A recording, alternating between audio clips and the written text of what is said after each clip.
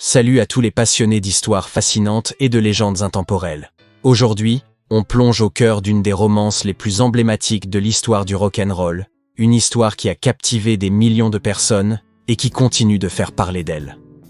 On va parler d'Elvis Presley. L'homme, le mythe, la légende, le king. Mais derrière ce géant de la musique, derrière cette aura inégalée, se cachait une femme, une âme discrète mais puissante, qui a partagé sa vie, ses doutes, ses gloires et ses solitudes. Priscilla. Aujourd'hui, à 79 ans, avec la sagesse de l'âge et la force de l'expérience, Priscilla brise enfin le silence sur des années de mystères, de rumeurs et de suppositions. Et croyez-moi, ce qu'elle révèle sur leur mariage, sur leur amour, sur leur séparation, et sur l'homme qu'était réellement Elvis, loin des projecteurs, laisse le monde entier sans voix. Attachez vos ceintures, car on va explorer une histoire d'amour unique, complexe et profondément humaine.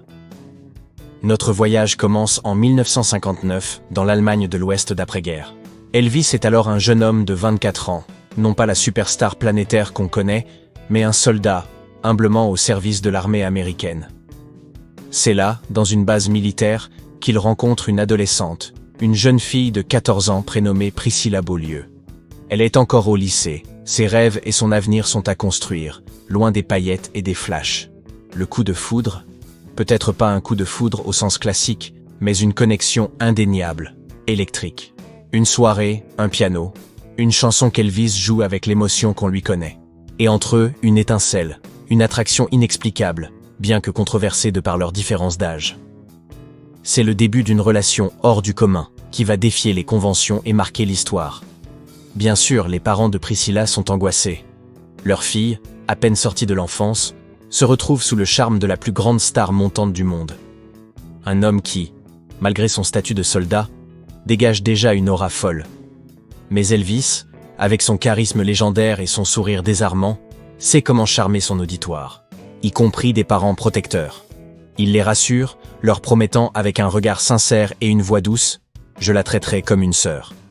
Une promesse qu'il tiendra à sa manière, mais qui préfigure déjà la complexité de leur lien. Puis, le temps du service militaire d'Elvis en Allemagne prend fin. Il est temps pour lui de rentrer aux États-Unis, de retrouver sa carrière qu'il attend avec impatience. Priscilla reste derrière, en Allemagne, le cœur lourd et l'esprit rempli de questions. Les kilomètres, les océans se dressent entre eux. Et c'est là que la réalité de leur relation commence à se faire sentir. Les nouvelles de sa part se raréfient. Il n'y a plus les appels réguliers, les lettres passionnées. Les magazines People commencent à montrer Elvis au bras d'autres femmes, des stars d'Hollywood, des icônes du cinéma. On le voit notamment avec la belle et talentueuse Nancy Sinatra. Pour Priscilla, c'est une torture silencieuse. Des semaines, parfois même des mois, s'écoulent sans un mot, sans un signe de vie, de celui qui avait promis de ne pas l'oublier. Le doute s'installe, l'inquiétude grandit. Est-ce la fin de leur conte de fées avant même qu'il n'ait vraiment commencé? Puis, alors que l'espoir s'amenuise, alors qu'elle commence à accepter la dure réalité de la distance et de la gloire, le téléphone sonne. Un appel. Une invitation. Los Angeles. La ville des anges. La ville où les rêves se réalisent. Ou se brisent. Elvis la veut auprès de lui. Et pour Priscilla, le choix est clair. Elle doit le rejoindre. Tout recommence. Leur histoire n'est pas encore terminée, loin de là. Elle ne fait que prendre un tournant radical. À l'âge de 17 ans, laissant derrière elle sa famille, ses amis et la vie qu'elle connaissait en Allemagne, Priscilla prend son envol pour Memphis, Tennessee. Officiellement, elle vient pour y poursuivre ses études. C'est l'explication officielle donnée à ses parents. Une manière de rassurer tout le monde. Mais en réalité, sa destination n'est pas un campus universitaire, mais le manoir le plus célèbre du monde, Graceland. Elle emménage sous le toit d'Elvis, au cœur de son univers, de son intimité. Mais derrière les murs dorés de Graceland, un monde de luxe et de célébrité, se cache une solitude profonde. La vie n'est pas un conte de fées constant. Elvis est un homme occupé, constamment en tournée, en tournage à Hollywood, entouré de starlettes et de la frénésie du showbiz. Priscilla, elle, est souvent laissée seule, jeune femme dans un manoir immense, loin de ses repères. De plus, le colonel Parker, le manager d'Elvis, figure omniprésente et controversée, s'assure que leur relation reste secrète, cachée du public pour préserver l'image de célibataire de son poulain. Image jugée plus rentable. Cette solitude, cette dissimulation, pèsent lourdement sur la jeune Priscilla. Malgré ces épreuves, leur amour persiste et se consolide.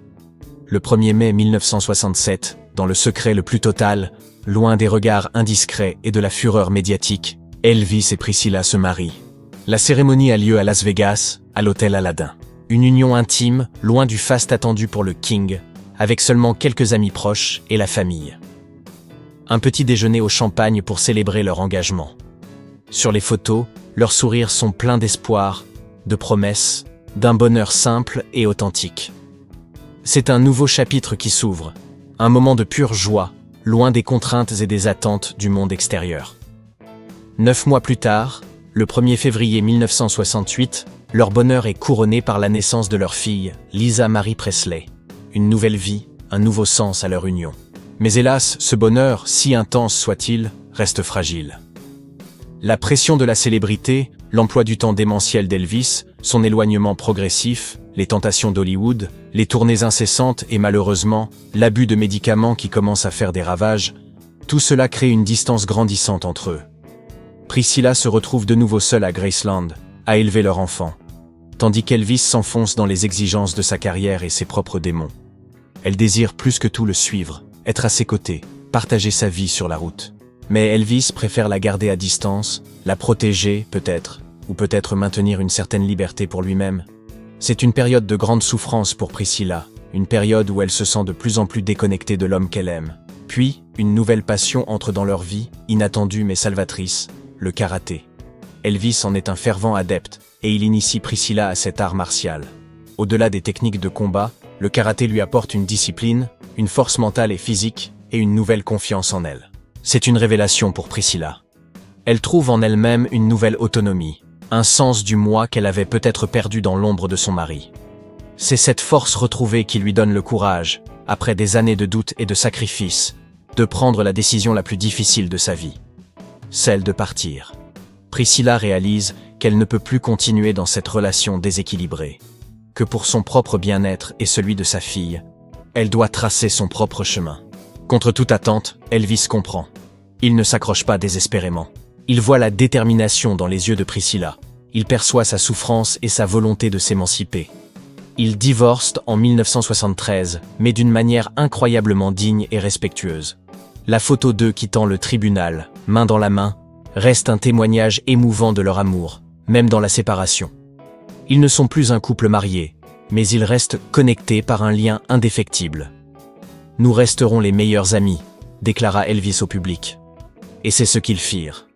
Même séparés, leur amour, d'une forme différente, d'une intensité particulière, a perduré. Ils ont continué de s'aimer, à leur manière, un amour profond qui transcendait le mariage et les conventions.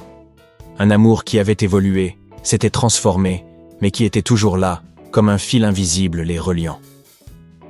Puis, le 16 août 1977, le monde s'arrête. Elvis Presley, le roi du rock'n'roll, s'éteint à l'âge de 42 ans. Priscilla est anéantie. C'est une perte incommensurable, non seulement pour elle, mais pour le monde entier. Mais même dans la douleur la plus profonde, elle relève la tête. Elle honore la mémoire d'Elvis d'une manière que personne d'autre n'aurait pu faire. Elle prend la décision audacieuse de transformer Graceland, le manoir qui fut le théâtre de tant de joies et de peines, en musée.